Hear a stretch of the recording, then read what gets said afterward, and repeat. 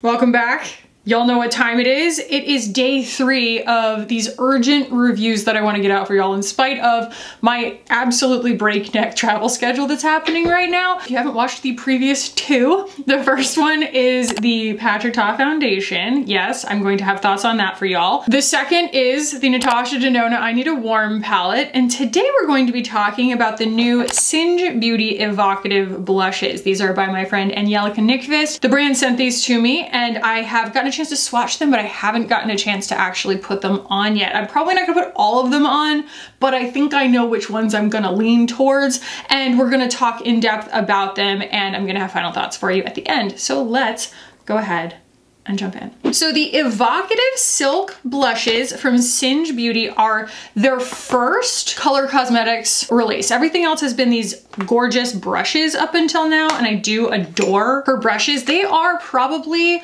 the most like a natural bristle brush synthetic brush line I have ever used. Like, I found that they really changed the game when I was using them with Hindash's palettes. I was like, oh, you know what I mean? Sometimes the synthetic brushes can be so overly soft that they just like don't pick up certain really like hard pressed like blurring powders. And so I found hers to really agree with that kind of thing. So here we have Timid Tomato, which is, I think you can probably tell, like one that I'm very, very excited about. These are glowing blushes. So they do have iridescence to them. I'm not sure what you call it. They're just glowy. You know, they don't have glitter, but they have a little bit of a reflection to them. So that's Timid Tomato. And to me, I really want to swatch that against LYS Focused. I will attempt to focus for a second before I do that, but I definitely want to do that while we're here because I feel like that's just that like ultimate sunburn shade, the one and done of it all, like hard to put your finger on kind of color that I've been into lately. Then we have this ridiculously gorgeous Risky Raisin, and this is going to be, I think, you know, too deep for me by design. She only put out 4 shades because, in her words, making makeup is expensive. And it's true, but if you're gonna put out 4 shades, I feel like these are really considered, you know, make them these 4 shades.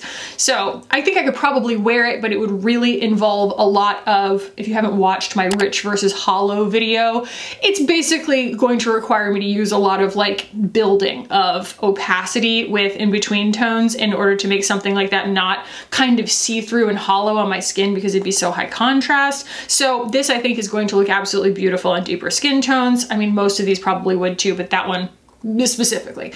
And then we have Riveting Rhubarb. I feel like it is the safest and it is quite pink. You know what I mean? I feel like this is the one that you're gonna use. Look at this color of my lips though. This is the one that I feel like you're gonna get if you really want to try the formula, but you know that like you just want a color you can wear every day and you don't have to think too hard about it. Like, I like that she put one shade in here that's just squarely pink, you know, just squarely down the middle of pink. It's lovely, it's pretty, it's very user-friendly. And then on the other end of the spectrum from user-friendly, we have the shade Persistent Persimmon. And I have to admit, I don't really know what to do with that. That is an orangey yellow blush.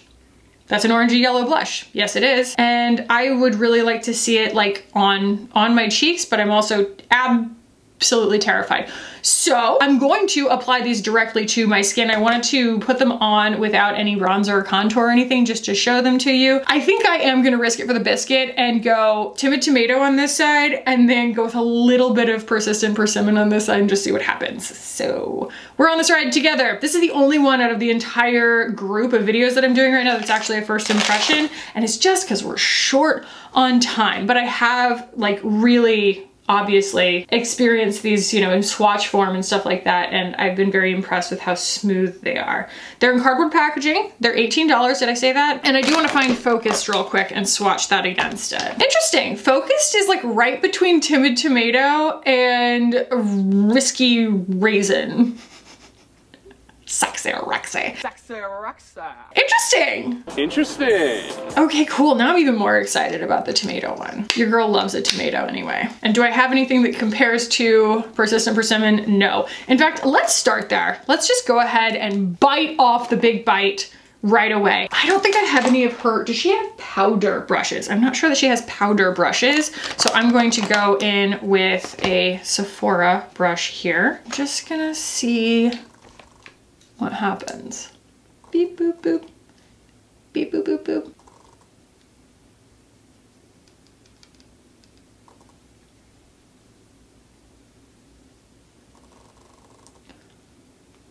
Fascinating. I admit I have not finished her video, and I'm wondering if there is an explanation for what the best use case is for this, because I don't hate it, but I'm not sure I'm getting the most out of it. It doesn't say anything specifically on the website, so let's just see what happens if I put Timid Tomato on top. Let's see what happens.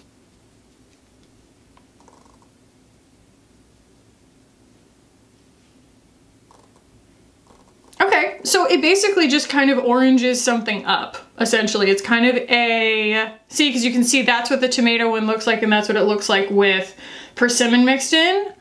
I kind of love that it'll take something a little bit more in like a tangerine direction as a mixer. It's really fascinating looking, isn't it? It's not something that I can compare to anything else. So let's just do Timid Tomato on this side and see what it looks like on its own. And I'm wearing the Patrick Ta foundation, and it's super, super, super dewy. And so if it is not going on perfectly evenly, it is not the fault of the blush. It is because that foundation is very unique. Yeah, now that I've seen this, I think that this needs that, you know? Very, very interesting.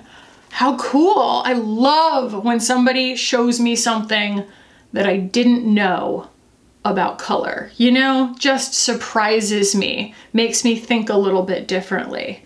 And I always say this about Angelica, but like she and I do our makeup very similarly, just with very different colors. She's into brights and I'm just into neutrals usually. But since we have this warmth on my eyes, I feel like this goes really beautifully with it. And we don't even have bronzer on or anything yet. So a little bit on the nose, that's Timid Tomato. And the Timid Tomato is actually coming off really pink by comparison. I'm gonna put a little of that on my forehead. Ooh. I might use the pink one as like a highlighter, but like I'm addicted to this now. Just like using that to mix those together. Ooh, my God. Absolutely beautiful. Angie, what the heck? Never would have thought I needed a persimmon colored blush, but I apparently do. Is that for everybody? No. But is anything for everybody? No. Awesome, awesome. Okay, I mean, I am gonna go too far here, and we're gonna take Riveting Rhubarb on like a highlighter sized brush from Singe Beauty, if you will. And I am going to, it's really interesting how deep it looks in the pan and then how light it is on the skin. They look very different. Ooh, ooh, ooh, ooh. Huh, me putting on too much blush, shocking, I know. Yeah, you know what? I find these to be really appealing because for all of their like, what does she call them? They're silk blushes, but you know, I think she called them like glowing blushes in her video. For all of their glow that they're promising, we are not getting things that are accentuating texture. Like it's just a blur. Wow, that's beautiful. Wow. And it goes really well with the eye look because of that persimmon color. Yeah, that's pretty. I feel like I need more persimmon on my nose. I'm gonna become like an ambassador just for this color, to just be like, hey, color theory, like how to nerd out. Gold lovers rejoice. Oof, and I'm not even wearing bronzer yet. Okay, I'm going to throw on the rest of my like bronzer and contour and everything, and we'll come back and chat final thoughts real quick. All right, y'all. I think that my final thoughts are pretty evident because it's just an easy thing to like, but I do want to show y'all this finish up close in 4K. I've tried a lot of blushes lately that are like chock full of mica or promise to be glowing or whatever, and a lot of them really belly flop and do not give the kind of blur that I'm looking for, right? And that not only cooperated with a bunch of probably textures that would be unwilling to cooperate with other powders, you know, but the color is just so fascinating. Like, I think that the colors that she chose are so freaking fascinating. And that persimmon, I think, is just such a pleasant surprise for me. Like I said, is this for everyone? No, but like, look how it goes with like a gold eye look it's giving sun-kissed in a way that I don't know I would have had the guts to make or buy someplace else if I had seen it. And I certainly, as a person who has formulated blushes before, I don't think that I would have come up with this on my own. And I just think that it's really freaking cool. It really says a lot about Angie's experience and her sense of color. I mean, it is very rare that I am wowed by like, I don't know, a new understanding of the way color can work in makeup, and this just freaking wowed me. So, I mean, I think that the results speak for themselves. $18, it doesn't really get any better than that. I think that these are immaculate. They're lovely. They're incredible. So great job, Angie. Thank you to Singe Beauty for sending them to me. Thank you for letting me try them. But like, I'm telling you, I would spend my money on them. Like, that's freaking gorgeous in a way that like I am going traveling after this, it's going in my bag, you know? So I hope that this was helpful for y'all to see them in real life. And yeah, if you liked this, give it a thumbs up, please. Give the blush a thumbs up. Use it as your I like the blush button. And if you're new here, subscribe while you're here. These are speed reviews that I'm doing this week because I'm traveling. Normally they're a lot more long-winded and chaotic, but we do a lot of stuff on this channel. I just try and make it as useful as possible. That's my North Star, is just trying to make useful and entertaining when possible content. My God, I look hot. Sorry, I just gotta take a second. Jeez, okay, anyway. Yeah, so thank you for being here. I'll put a video up here that I think you'll enjoy if you like this one. I love y'all so much, and I will see you in the next one. Bye.